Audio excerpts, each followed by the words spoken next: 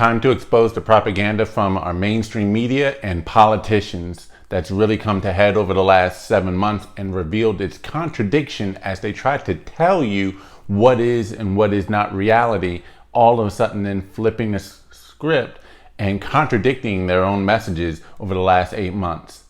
To quote Malcolm X, the media is the most powerful entity on earth. They have the power to make the innocent guilty and the guilty innocent, and that's power, because they control the minds of the masses, end quote. So it's time for us to really wake up to what's really going on, expose the truth, expose the lies, expose the propaganda. Don't fall for it, don't be ashamed, and don't be silent. By the way, please support independent voices and or media and channels like this by hitting that subscribe button. It really helps the algorithm for channels like this, help get the message out there. Don't forget to like this video, share this video, and also comment on this video. Do what we need to do to fight, because there is a massive purge going on. I've talked about the censorship war being waged previously. It is on full scale now. We need to just keep fighting. So let's get into it. So now, unless if you've really been living under a rock this past week or so, you've had to have heard of how the U.S. Capitol building in Washington, D.C. was just, I guess you can say, stormed on Wednesday, January the 6th, just 5 short days ago. And how the media's been responding to that ever since then, calling this domestic terrorism, a riot, an insurrection. God forbid you hold those accountable to what's going on. But I digress. It's funny the reaction you're seeing now when just 7 short months ago you had them saying this. Now, too many see the protests as the problem. No, the problem is what forced your fellow citizens to take to the streets. Persistent and poisonous inequities and injustice. And please, show me where it says that protests are supposed to be polite and peaceful. So remember that when they try to criticize what happened last week at the nation's capital, these very same individuals are the ones who said peaceful protests had to be peaceful. This was the propaganda that they were spewing. They were paraphrasing Dr. Martin Luther King when he said, protests or riots are the voice of the voiceless. So it is up to you to empathize and understand where they're coming from and that everything they do is okay. Remember that when they try to criticize what happened last week, and your stance and or position on the matter are coming from the very same people who for the last 7 months were telling you that it was okay, and that during the height of these riots, during the course of the summer after George Floyd, as neighborhoods, communities, businesses are burning down all around, cities destroyed, these were still called protests. They were still calling them protesters that needed to be understood.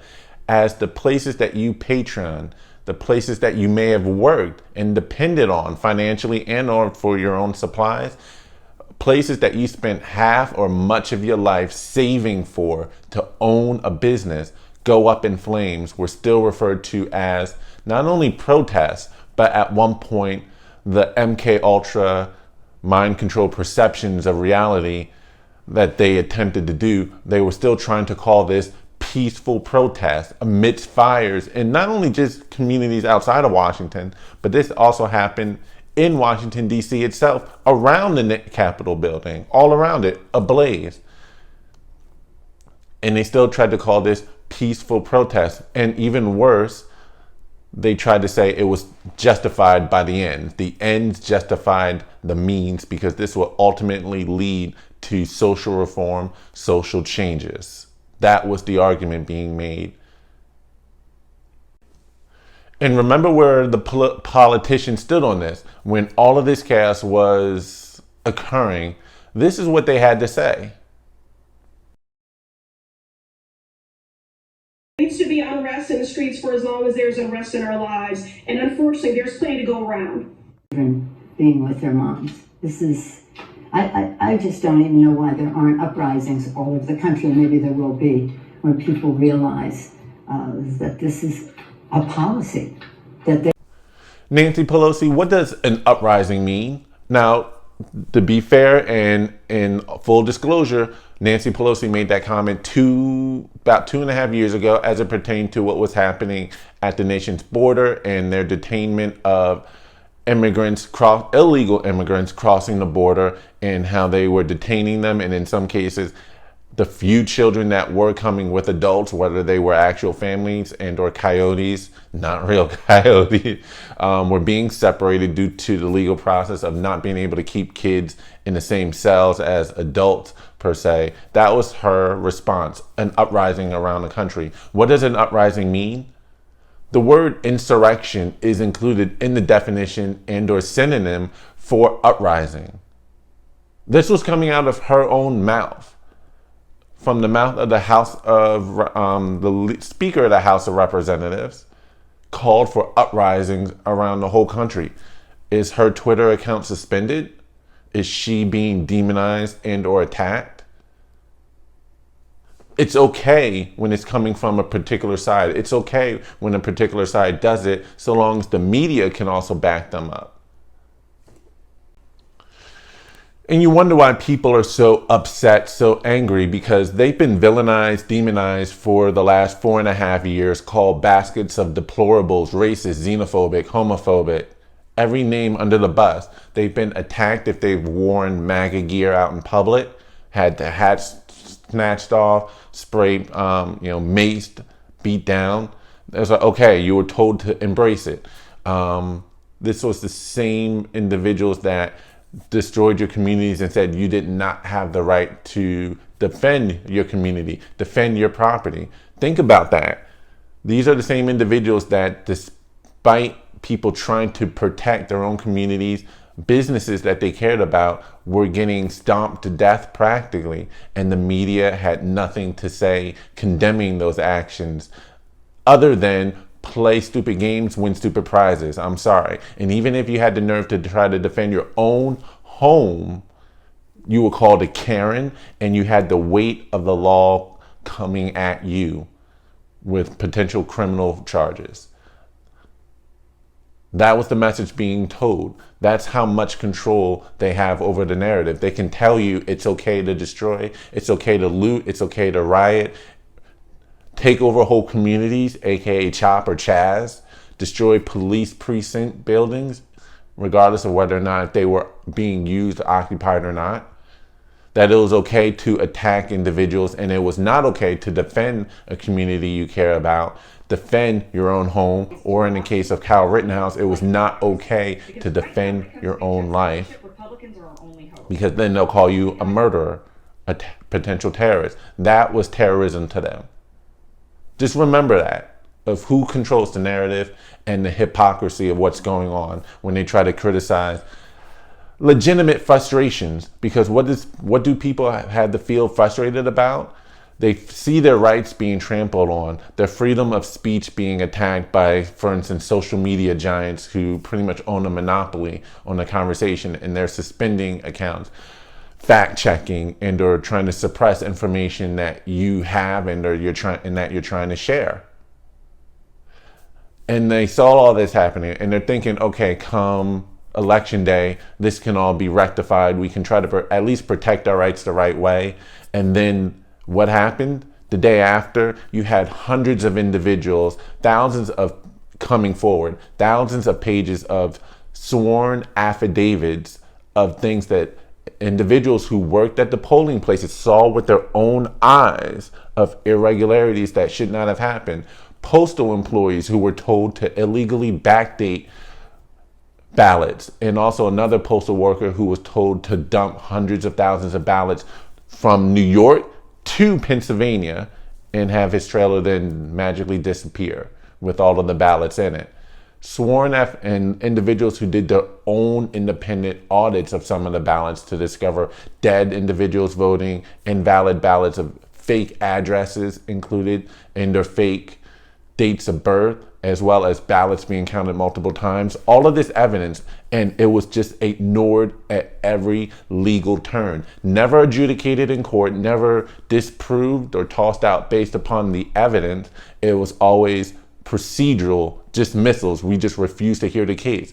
All across the way, they're feeling as though they have no voice. And so they're just tired and they were frustrated. And it's like, you're going to hear me.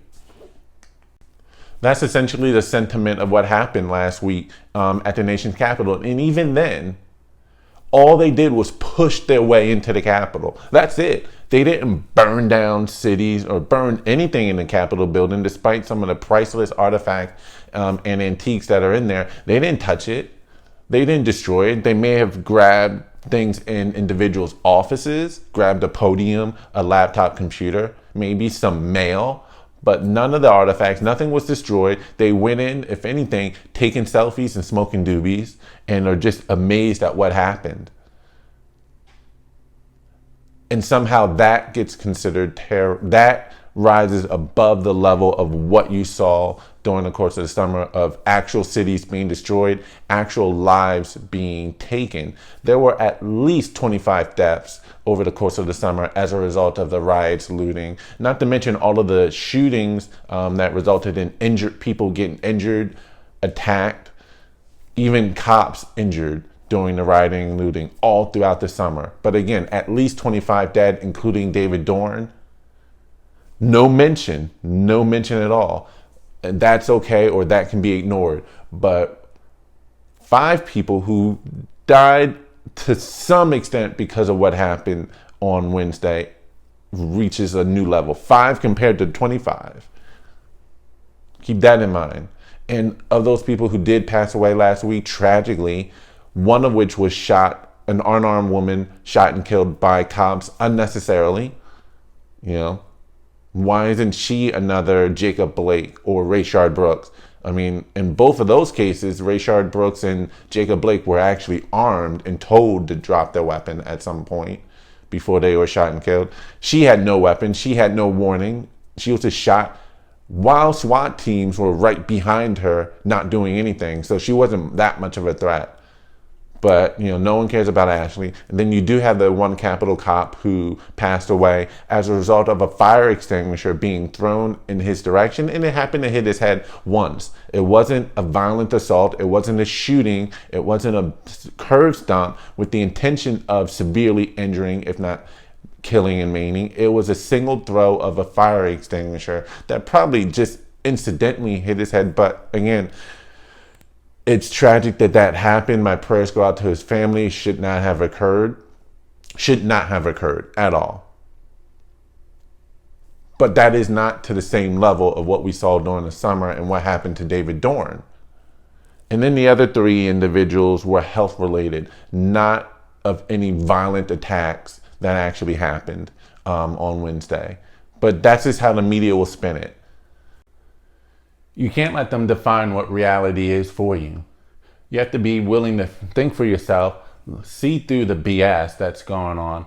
Again, not justifying any acts of violence necessarily, but you have to be able to see through the lies of the media and the agenda that they have. It's okay for them to push one narrative as it pertains to more aggressive style protesting if it suits your narrative.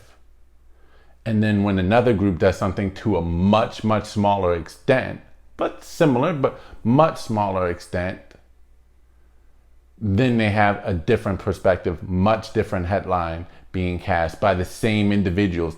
And don't let those hypocrites judge you. Don't let those hypocrites be the judge of you or have any say in the matter. If anyone was complicit in agreeance of what happened throughout the country after the George Floyd incident and the Black Lives Matter protests, or was silent on the matter, silent on what happened in Chaz and Chop, silent on the lives that were lost during those riots and looting, don't listen to their opinion. Don't give them any credence. I'll do another video probably on those conservatives that turned on the movement and have kowtowed and or agreed with the official narrative of insurrection, riot, domestic terrorists as it pertains to what happened last week.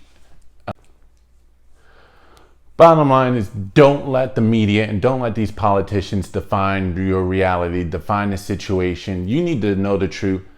Read between the lines, free your mind.